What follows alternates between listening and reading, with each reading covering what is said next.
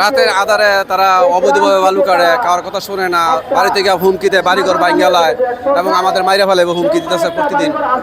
এখন যে আছি আমরা জীবন বাজি রেখে আইছি, আমাদের বাড়িঘর লুট করে লায়। আমাদের বিএনপির যে বড় সিনিয়র নেতা আছে ওনার কোনো সহযোগিতা নাই। উনি যেদিনকে বলছে যে বালু কাটা বন্ধ, ওই দিনকে রাত্রি 22টা ডিজার আইছে। কারণ এই আমরা আজমগীর সাহেবের অতি বিলম্বে ওনার পদত্যাগ চাই, কারণ উনি এই মেঘনাতে থাকলে এই দেশে বিলীন হয়ে যাবে। আমাদের জীবনের শেষ নিঃশ্বাস থাকা পর্যন্ত অবৈধ বালু সন্ত্রাসের বিরুদ্ধে আমরা লড়াই করে যাব। তারা শক্তিশালী মানুষ, আমরা নিরীহ মানুষ, তার জন্য তাগুলোকে আমরা পারি না কোনো পদই। তারা রাত্রে বালু কাটে। আমার মনে হয় এই রামপ্রসাদের সেরার গ্রামের মানুষ একজনে 2বার 3বারও বাড়ি বদলাইছে, আর অনেক মানুষ বিহার হয়ে গেছে। এখন রাত্রে কালে বাড়ি করে বালু কাটতে, এখন তাগুলোকে প্রতিবাদ করলে তারা আমগুলোকে গ্রামে গিয়ে অত্যাচার করে, লাড়ি বান্ধা লইয়া গ্রামে গিয়ে অত্যাচার করে, যার জন্য তারা পারি না। এই জন্য আমরা এই হাওয়া করে কান্না করার জন্য একটু খেলাতে এসেছি। আপনারা বোধ আমাদের কান্না শুনেছেন।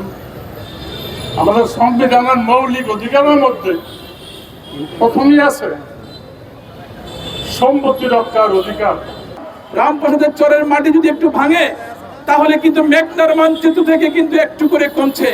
সুতরাং এই আন্দোলন শুধু রামপ্রসাদের চর গ্রামের আন্দোলন নয়, এই আন্দোলন থেকে মেঘনার মানচিত্র রক্ষার আন্দোলন। চোখের পানি আসে। এই গ্রামে আমরা 2 জন অ্যাডভোকেট, আমি এবং অ্যাডভোকেট জয়নুল আবদিন সাহেব, কিন্তু আমরা তো লেখাপড়া শিখেছি, এখানে পারি না টেডা জুতা ধরতে, যা নলচরে পারে। গত রাত্রে যখন আমার গ্রামের বাড়িঘর ভাঙছিল, নারীদেরকে অত্যাচার করছিল, পুরুষদের মারধর করা চলছিল, আমাকে যখন টেলিফোন করে তখন আমি চোখের পানি ছাড়া কিছুই করতে পারি নাই, কারণ তাদের কাছে আমরা অসহায়। রামপ্রসাদের গ্রামের মানুষ ভদ্র শিক্ষিত, এরা টেডা জুতা এগুলো আপনি জানেন না চালাইতে ধরতে, কিন্তু নলচরের কাজে এদের অস্ত্র নিয়ে অস্ত্রবাজি করা, চাঁদাবাজি করা, সারা রাত্র বালু কাটা। কালকে বালু না কাটলেও গ্রামটাকে তছনছ করেছে তারা।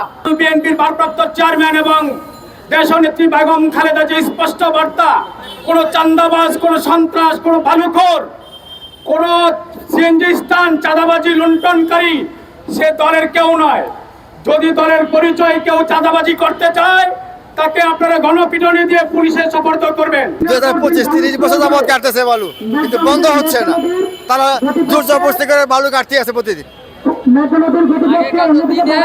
এখন কাটে রাতের আধারে 20 থেকে 22টা ডেজার আয়া কাটে 100-150 বডি লোড করে, শুধু আমগো ফসল জমির মধ্যে।